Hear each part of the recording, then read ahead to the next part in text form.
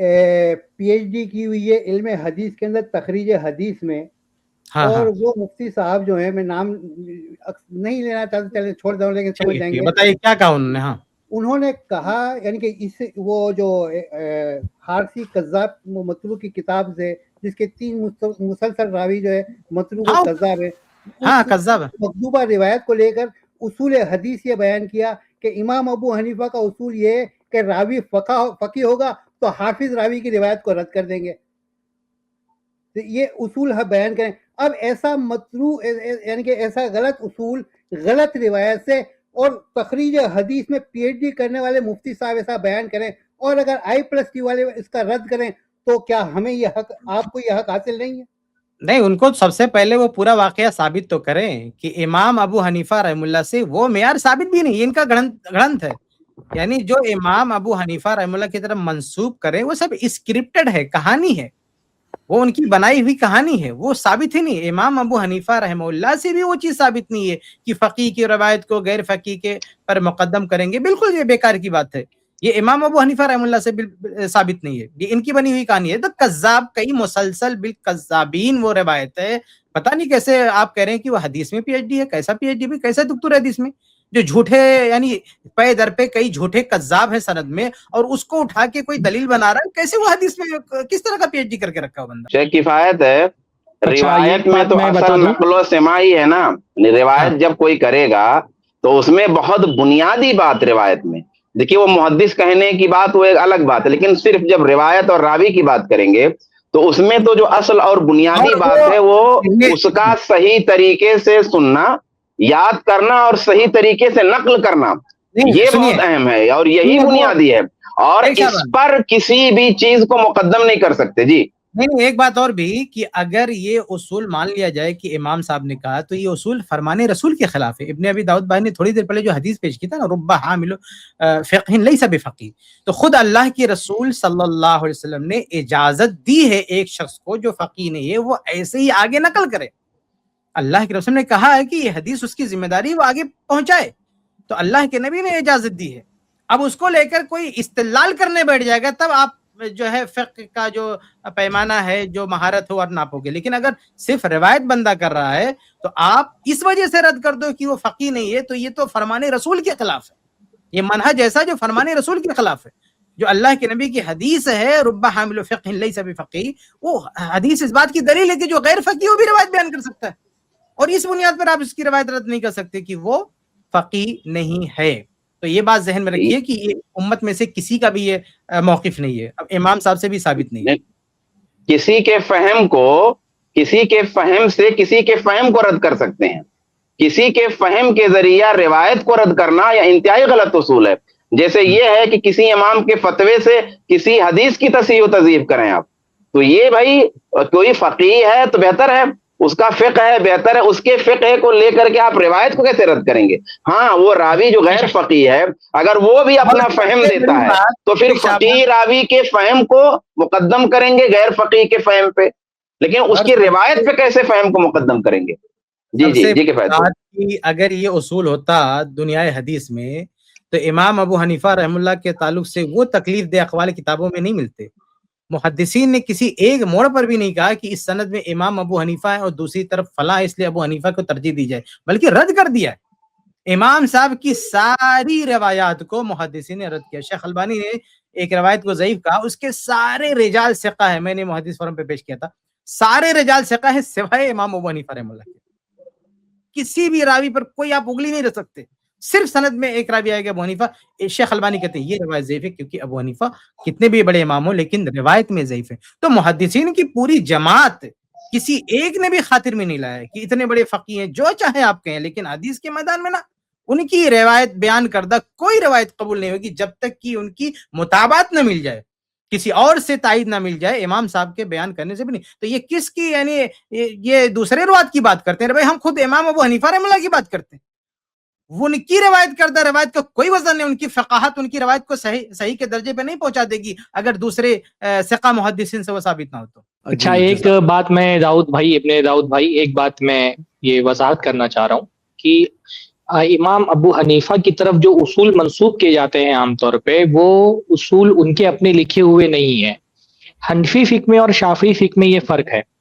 امام شافعی نے ایک تو اپنے جو مسائل تھے فقہ کے وہ بھی بیان کیے، اور جو ان کے استدلال کے اصول تھے، اصول اجتہاد، اصول فقہ، وہ بھی انہوں نے بیان کر دیے. رسالہ انہوں نے لکھی، اور کیونکہ شوافی کے پاس جو ہے نا امام شافعی کے فتوے بھی ہیں، اور امام شافعی کے اصول استدلال بھی ان کے پاس موجود ہے رسالہ کی شکل میں، کہ جب امام شافعی کسی مسئلے میں فتویٰ دیتے ہیں تو ان کے پیش نظر کون سے اصول ہوتے ہیں.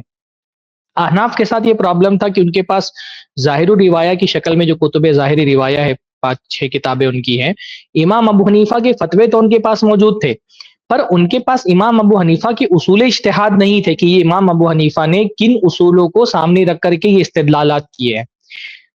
تو یہ ایک اپر ہینڈ حاصل تھا شوافے کو. تو بعد میں آنے والے حنفی جو فقہا تھے انہوں نے یہ کیا نا کہ ان فتووں کو سامنے رکھ کر کے اپنے اجتہاد سے انہوں نے حنفی فقہ کے اصول طے کیے کہ آخر امام ابو حنیفہ نے اگر یہ فتویٰ دیا ہے تو ان کے پیش نظر کون سے اصول رہے ہوں گے. تو یہ جو اصول ہے نا، یہ اصول امام ابو حنیفہ نے نہیں بیان کیے ہیں، ان اصولوں کا استخراج کیا گیا ہے ان کے فتووں کو سامنے رکھ کر کے. یہ بعد کے دور میں ہوا ہے. تو جو احناف جب اصول فقہ اپنا بیان کرتے ہیں نا، اسی لیے شوافی کے اصول کو متکلمین کے اصول کہا جاتا ہے کہ وہ بہت معقول ہے، اور احناف کا اصول فقہ بالکل الگ ہوتا ہے. اس کی الگ ہونے کی وجہ یہی ہے کہ احناف کا اصول فقہ امام ابو حنیفہ سے نہیں مروی ہے، بلکہ بعد میں آنے والے حنفی علماء نے امام ابو حنیفہ کے فتووں کو سامنے رکھ کر کے اجتہاد کیا ہے، استنباط کیا ہے کہ امام ابو حنیفہ نے اگر اس مسئلے میں فتویٰ دیا، اس مسئلے میں فتویٰ دیا، حدیث تو صریح موجود تھی، اس کے باوجود اس کو تسلیم کیوں نہیں کیا. جیسے اس سے پہلے بھی ایک مسئلہ آیا تھا کہ بھائی جو خیار مجلس والی حدیث ہے وہ تو بالکل صاف ستھری ہے اور بہت واضح ہے، اس کے باوجود امام ابو حنیفہ خیار مجلس کے قائل کیوں نہیں تھے بھائی. تو ایک وہاں بعد میں آنے والے لوگوں نے یہ کیا کہ بھائی ٹھیک ہے، امام حنیفہ نے اگر اس حدیث کو قبول نہیں کیا تو اس کا مطلب یہ ہے کہ ان کا اصول یہ تھا کہ اگر کوئی راوی غیر فقیہ ہو اور وہ ایسی روایت کرے جو خلاف قیاس ہو، یعنی غیر فقیہ کی خلاف قیاس اگر کوئی روایت آ رہی ہے تو وہ راوی سچا بھی ہوگا تو اس کی روایت نہیں لی جائے گی. اب یہ امام ابو حنیفہ نے خود نہیں کہا تھا، مسئلہ سامنے تھا احناف کے، فتویٰ سامنے تھا امام حنیفہ کا. اب ان کو کوئی تعویل کرنے دی کہ بھائی ایسی بات کیوں کہہ دی انہوں نے. امام مالک نے بھی کہا، پر امام مالک کے یہاں پہ اپنے اصول ہے. امام مالک نے جو خیاری مجلس کا انکار کیا وہ ان کے اپنے اصول کی وجہ سے کہ بھائی اگر خیاری مجلس جیسی کوئی چیز ہوتی تو مدینہ میں اس پر معمول ہوتا، تو مدینہ میں عمل نہیں تھا تو عمل اہل مدینہ ان کے ہاں حجت ہے، تو اس وجہ سے انہوں نے انکار کیا. لیکن امام ابو حنیفہ نے کیوں انکار کیا، اس کی احناف کے پاس کوئی توجیہ نہیں تھی، تو انہوں نے توجیہ یہ کی کہ بھائی امام حنیفہ نے اس لیے انکار کیا کیونکہ یہ حدیث ان کے حساب سے خلاف قیاس ہے، یعنی ان کا جو قیاس ہے. اس لیے بہت سارے علماء نے حنفیوں کے بارے میں کہا کہ اپنے مجلس سے ایک اصول کرتے پھر اس کے بعد حدیث کو اس اصول پر پیش کرتے، اور حدیث ان کے اصول کے موافق نہیں ہوتی تو حدیث کو چھوڑ دیتے ہیں. تو یہ جو اصول فقہ کے نام پر آپ کے ہاں احناف میں جو اصول ملتے ہیں، یہ پورا ایک منہج الگ ہے. ان کا منہج پورے محدثین کے منہج سے الگ ہے. جو شوافی کا منہج ہے تقریباً وہی منہج حنابلہ کا بھی ہے، وہی منہج مالکیہ کا بھی ہے، چھوٹے موٹے فرق کے ساتھ. اصول فقہ میں بہت زیادہ اختلاف ان کے یہاں پر نہیں ہے، پر احناف کا منہج بالکل مختلف ہے سب سے. اور اس کی وجہ یہی ہے کہ انہوں نے امام ابو حنیفہ کے فتووں سے پہلے استخراج کیا کہ اسے یہ فتویٰ امام حنیفہ نے دیا ہے تو کون سے مسائل پیش نظر ہوں گے، پھر انہوں نے وہ اصول فقہ لکھے. تو یہ اصول فقہ کے حنفیوں کا جو اصول فقہ ہوتا ہے یہ امام حنیفہ سے منسوب نہیں ہوتا. یہ بعد کے لوگوں نے امام ابو حنیفہ کے فتوے سامنے رکھ کر کے یہ اصول جو ہے نا بیان کیے ہیں اپنے اجتہاد کی روشنی میں. اس لیے ان کے یہاں غلطی کا ڈبل امکان ہے. ایک امکان یہ بھی کہ جب اصول نکالا تو پتہ نہیں اصول صحیح نکالا کہ نہیں نکالا، پھر اس کے بعد جب اس کسی فرع کو اصول پر تطبیق دیتے ہیں تو وہاں بھی غلطی کا امکان ہوتا ہے. ڈبل امکان ہوتا ہے احناف کے یہاں غلطی کا. اصول کے استخراج میں بھی غلطی ہو سکتی ہے، پھر فرع کو اس اصول پر جو اجتہاد کرتے ہیں استنباط کرتے ہیں اس میں بھی غلطی ہو سکتی ہے. تو ایسے اصول امام ابو حنیفہ سے صرف منسوب کر دیے جاتے ہیں، منقول نہیں ہیں ان سے وہ اصول. بارک اللہ فیک. اچھا میں ایک بات ایڈ کر دیتا ہوں، اور ایک بات اور بھی ہے کہ اس جھوٹے واقعے میں جن روات کو کمپیئر کر کے دوسرے سے زیادہ فقیہ بتایا گیا یہ بھی خلاف حقیقت ہے. یہ بھی خلاف حقیقت ہے کہ جو موازنہ کیا گیا نا کہ یہ ان سے زیادہ، حتیٰ کہ ایک صحابی کے مقابلے میں ایک تابعی کو کہہ دیا گیا کہ ان سے فقہ میں ان کو بڑھا دیا گیا. تو یہ بہت ہی واہیات موازنہ ہے. جن لوگوں کو نیچا دکھانے کی کوشش کی گئی، حقیقت ہے کہ وہ حدیث فقہ دونوں میں بہت اونچے درجے کے امام ہیں. جی اچھا میں ایک بات یہ کہوں گا کہ جو آپ نے جو بات جہاں سے بات شروع ہوئی کہ بھائی یہ ڈسکشن جو ہوتے ہیں اور جیسے آپ نے کہا کہ کسی نے کہا کہ پلس مائنس ٹی وی بھائی یہ مائنس نہیں ہے، یہاں پہ صرف پلس ہے. پلس माइनस करेंगे, गुमराहियों को माइनस करते हैं, जो हमारा प्लस आता है तो खुद बखुद गुमराहियां माइनस होती है अल्हम्दुलिल्लाह। माइनस जहाँ होती है, तक- ज़ईफ़ हदीसें माइनस करते हैं, क्यों नहीं माइनस करते? इमाम इब्नुल मुबारक रहमहुल्लाह ने इमाम जी। अबू हनीफा रहमहुल्लाह से जितनी हदीसें सुनी थी सबको माइनस कर दिया, निकाल के बाहर फेंक दिया, हम नहीं रखेंगे इसको। तो जो हदीसें साबित ना उसको हम माइनस करेंगे, कैसे ले लेंगे उसको? जी, और दीन के फहम में सिर्फ प्लस ही होगा, मतलब दीन के फहम में माइनस नहीं होने वाला है यहाँ अल्हम्दुलिल्लाह। लेकिन जो ये बात बोल रहे हैं ना कि यहाँ पे जो डिस्कशन है ये डिस्कशन नहीं हो, अरे भाई डिस्कशन जो नहीं हो इसकी कई वजूहत आ चुकी है। मैं एक बता रहा हूँ, क्या ऐसा डॉक्टर्स में नहीं होता है, साइंटिस्ट में नहीं होता है? अगर आप साइंटिस्ट में देखोगे वो साइंटिस्ट आपस में डिबेट करते हैं, अपनी बात पॉइंट ऑफ व्यू रखते हैं, डॉक्टर्स अपने बात रखते हैं। खुद आप देखोगे कोर्ट में क्या नहीं होता है कि जो लॉयर्स ने अपनी दलील रखते हैं, तो यहाँ कहा जाए कि नहीं दलील मत रखो, कुछ बात मत रखो, बस चुप, सब लोग अपने अपने कमरे में बंद रहो, सब लोग अपने अपने कमरे में बंद रहो। ये जो सोच है ना, इससे कोई इत्तेफाक पैदा होता है?